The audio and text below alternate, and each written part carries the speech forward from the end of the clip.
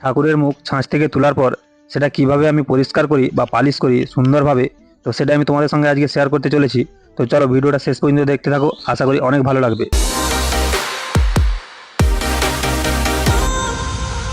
প্রথমে ছাঁচ থেকে একটা মুখ তুলে নিয়েছি।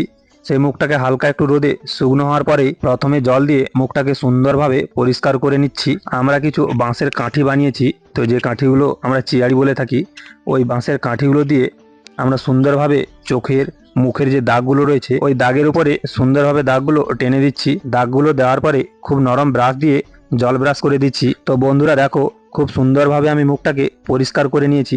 তো এইভাবেই কিন্তু আমরা মুখগুলো পালিশ করে থাকি। তো ঠাকুরের এই মুখটা তোমাদের কেমন লেগেছে একটা লাইক দিয়ে কমেন্ট করে জানিও।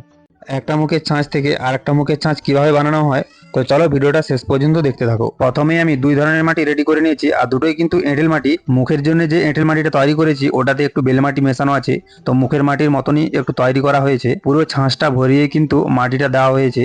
তো তারপরে আমি মুখটা ছাঁচ থেকে বের করে নিচ্ছি।